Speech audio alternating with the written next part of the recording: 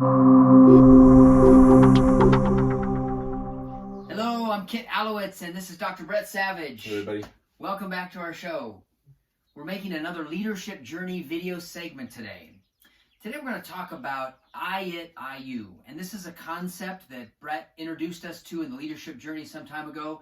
And we've ever since been talking about it, trying to live it, consider it. And so we wanted a chance to interview Dr. Savage today. Let's go deeper on I, It, I, You. Okay. So I prepared a number of questions I'd like to ask Brett about and just see if we can gain something on our own journey of self-discovery. And Kit has forgot to ask me about bias. That's how he was going to start this segue. That's right. I need to take a moment and ask about bias because the earlier video that you saw about biases, actually this room that we're in, which is Dr. Savage's office, Man cave, is a jungle of bias. So speak to us for a moment about your experience with dealing with people who react when they come into your office. Yeah, if you'll remember, here's another metaphor for bias.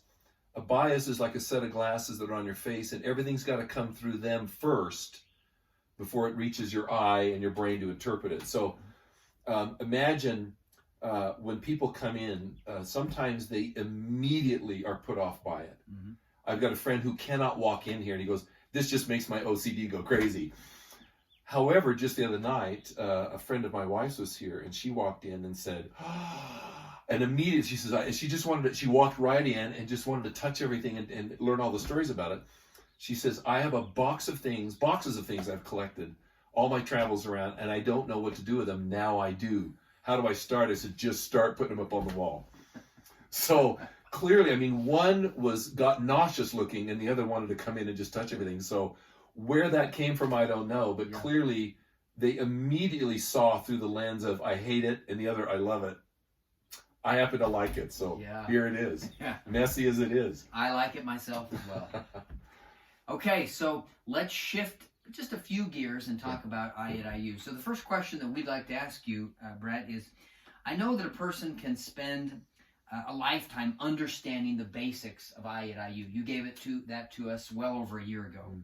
So I acknowledge that. However, if a person wanted to take it deeper, wanted to think deeper in terms of I, It, I, You, and how it plays into their world, what would they think about?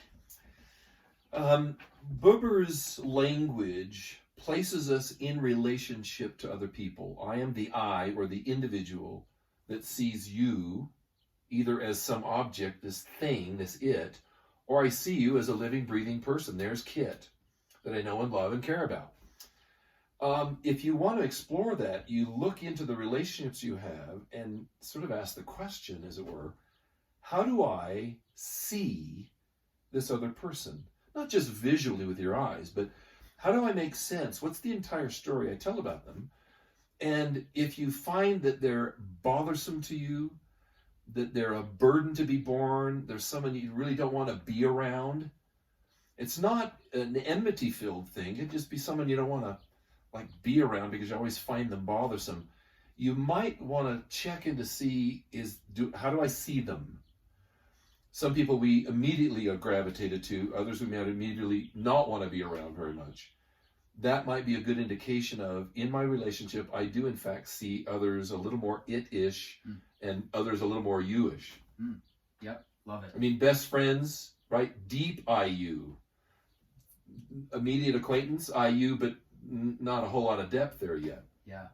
Well, I know certainly I've talked to dozens of folks on our leadership journey, and they've talked about, all right, so I get it that the comparison with a child, with a loved one, with a father, with a mother, it's, quote, easier to see them as I, you. It is. How do you see them as someone you work with, someone that maybe you don't, in a different department that you struggle with? Yeah.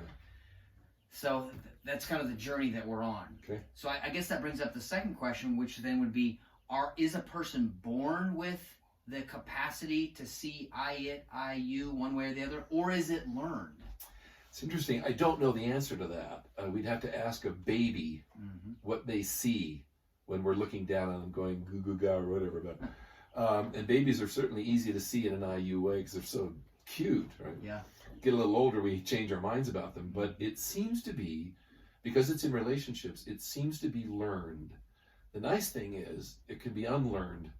Like the bias, if you really struggle with someone and you really see them as an ayat, or maybe they see you in an ayat way, that can be fixed entirely. I've seen people miraculously change, having decades this burden of even hatred towards someone, and it'll go away. You can give it up. So you can learn to let go of it. Yeah. Okay. Well, then if you can learn to give it up, what would you say if you had to choose one or two of the most important ingredients for living and being IU? What are those couple ingredients that you'd have us consider? Yeah, here's a couple of things. When you see someone in an ayat way, you see them as the problem. In an IU way, you see them as maybe having problems. In my experience with my own father, I never really saw the burdens he bore in life because I sort of bore him as a burden. And when that epiphany came to me, the whole view of it changed. That I saw things he had said my whole life in a very different view when I ceased to see him or bear him as a problem, his alcoholism, his desertion of our family. I mean, he did some pretty rotten things, and he did some great things, but it's like it got overshadowed when I bore him as my own problem instead of seeing him as having some terrible problems that were a huge burden to him. And in seeing what burden they might be to him, I was free. I mean, in a breath, I was out. Yeah. And I no longer felt like he was a burden to be borne. Though I can remember everything he's done, and I don't sugarcoat it or forget it, it's that's not how I see him any longer. Oh, I love it. Love it. Well, the next question would be, what do you think is one of the hardest, or one of the hardest things or parts of trying to be IU? To be IU. How do I stay IU? Yeah. Probably the hardest is that people can do offensive things. You can be a victim of you're sitting in your car and you get carjacked or something, or someone runs a red light and accidentally, does damage to your car, maybe to a person. So there are things that can accidentally happen, and that can often sort of engender some ayat, because the central feature of ayat is you got to blame somebody. Blaming them in a way that excuses you and accuses them. You're innocent, they're guilty. Well, what if somebody is offensive?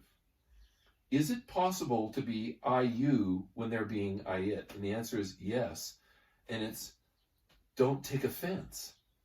And it's an amazingly simple but amazingly powerful thing is, how would I interact with this offensive person if I didn't take it up? What my dad would say, don't take the bait. Don't take the bait. And I thought, for years I didn't know what that meant. Now I do. Is they might be trying to catch you. You don't have to grab it. Yeah. So we can be in an offensive situation and yet not be offended. Oh, makes sense. Well, then on the flip side, what would you say might be one of the easiest or easier parts of choosing to be IU? I was in a car driving down a busy California freeway. The gentleman I was with, we were teaching for the university, going to do some adult classes. He was driving. I was obviously the passenger, and someone came through very fast, very dangerously, not just a little mistake, cut us off and kept going down the road. I immediately, as he hit the brakes and kind of, swerved a little bit, she didn't hit us, we were okay, but I was immediately charged by this, fill in the blanks. I look over at him, and he's not worried about himself. He's worried about her. And says, gosh, I hope she'll slow down. She could get hurt. Or maybe hurt somebody else. And I'm thinking to myself, what planet are you from? And so it was, he saw the humanity of this person. Maybe she was in a hurry. Maybe something else was wrong. Who knows? I immediately accused her for ruining my evening and almost killing us. He had no sense of accusation whatsoever, but saw an entirely different picture, and he was the one slamming on the brakes and swerving. And while it was a moment for us both, his view was entirely different than mine because he saw the human. I saw the impact of the events and accused her for ruining them when it didn't ruin a thing for him. Oh, I love that. I still wonder what world he was living in. But it can be done. Yeah. I mean, it's proof that he can do it. Yeah. No, that's great. That's a great story. Here's our next question for you. Okay. What is the biggest thing a person should stop doing if they want to be more IU? IU, yeah. I often give my clients this exercise is stop blaming. Just stop blaming other people for your issues and finding some way to release the accountability or responsibility of yours, putting on others. I said, just stop that. And often what's left is a confusion of, I've done this so consistently, I don't know what to do. Yeah. There's a second piece to that is, well, if I don't blame and accuse and make excuses and alibis, what will I do instead? I never know the answer exactly, but I say to them, do the right thing. I had a union steward come to me and say, I really like your stories about IU, but I've got this 2-year-old that is a hellion. And by the time I get home and pick him up from daycare, he's pulled all the pots and pans out, and I come in and just lose it. She says, what do you do in a moment like that? And I said, I don't know. But here's the question. Of all the things you could do, what's the right thing? This is the flip side of not blaming is, what would I do instead? It's like, and I said, because he's your child, it's at home. I said, what would love require of you? She had no answer for that. I said, next time it happens, and it probably will, call me and let me know. Sure enough, a couple days later, I get this phone call. Well, he pulled everything out, pots and pans, and I got to get dinner ready, and I'm hungry and all that, right? And obviously, the irritation is available. But he's a 2-year-old. He's not malicious. I mean, they're only 2, but they do things, right? And she said, mid-curse, she stopped and said, wait a minute, what's the question he wants me to ask? What's the right thing? What would love require? She said, nothing came to me. But I soon found myself on the floor playing with him with a little wooden spoon, kind of, tapping, and he'd tap, and we played for a while. And one thing led to the other, and we started putting the stuff away. And she said, I didn't feel irritation. I wasn't cussing and screaming. And she had several events after that of different things he would do, and she'd stop the normal course of right, and there's the accusation, and just say, what would love require? And she would just stop and give him a little attention. And then he said he's only 2, it doesn't take that long. And all the irritation left, and now he'll do things that are in the way, but instead of blowing up, she might just kind of pick him up and put him in a high chair or something without the irritation, which tells you it's not the events. Yeah. It's my response to the events. And so here's the thing is quit blaming people and do what the right thing would look like, which doesn't look like the same thing or anything in particular, but it's incredibly powerful to do the right thing by your direct reports, by your peers, by your boss. And it kind of takes all that steam out of getting upset and uptight. Yeah. It's so simple. Yeah. You'd think, no, it's got to be more to that, but it isn't apparently. Yeah. I hear you. Right? Don't take offense, don't blame, and do the right thing. It's kind of all wrapped up in one. Thank you for that. Sure. Okay, so the last question, trying to kind of end on a note that relates to us at an organizational level. So here's the question. What sort of specific organizational issues go away or are at least greatly reduced by thinking IU versus getting caught IN? If you're sitting across the table from someone in a negotiation, another team, maybe a customer, and you just don't seem to be, feeling it. I've had people say they'll go outside and go, wait a minute, we've already done it. We already see them in an adversarial position. We already see them as they don't care about our needs. They'll go back in a room and having had this change of heart say, look, can we just start all over again? Can we ask you, what are your needs really? The whole approach is different. It's not, here you come, and they're sort of prepared to defend themselves. They actually ask them, what are your greatest concerns? What do you really care about? Is there anything you haven't told us yet? And it's like, get it all on the table. Mm-hmm. Just let it sit there for a while. Mm-hmm. So what happens is communication, the kinds of questions you ask, and plus this kind of weird feeling goes away when you're in between something. Just yesterday, I get this WhatsApp recording from a gentleman I'm training and coaching, I should say, of a performance problem conversation he had that he was all prepared to just have this big fight. I said, don't go in to have a fight. He said, it's a difficult conversation. I said, don't call it that. Call it a truthful one. Just be truthful with this other human being. Humanity first, then your performance issue. Give him you. He said, it was one of those wonderful conversations they ever had.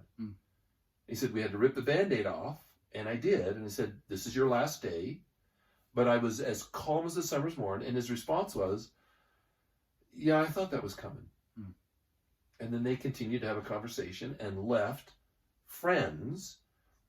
Now, there's no guarantee, but what happens is communication changes. It's more open. You think to ask questions you normally wouldn't. They think to ask you questions you normally wouldn't, because the defensiveness is gone, the acrimony is gone, and they're just talking with another human being. And oftentimes it can immediately go, all right, well then let's just talk about the things we need to talk about. Oh, by the way, there's even more. And it's magic. It's absolute magic. Yeah. Well, and I have experienced a version of that magic as well, just in terms of this concept. So I want to invite you to consider that there's many levers that we have been pulling and need to continue to pull on our own journey of self-discovery towards working through the 3 I's on our way to institutionalization. It is my belief and my invitation to you that I at IU is some powerfully simple, eloquent concept. It's a great concept to consider your own journey of becoming a wiser leader, and a better contributor, perceived contributor to our organization. Well, I want to thank you, Dr. Brett Savage, for joining us again today. I'm Kit Alowitz, and we'll see you next time.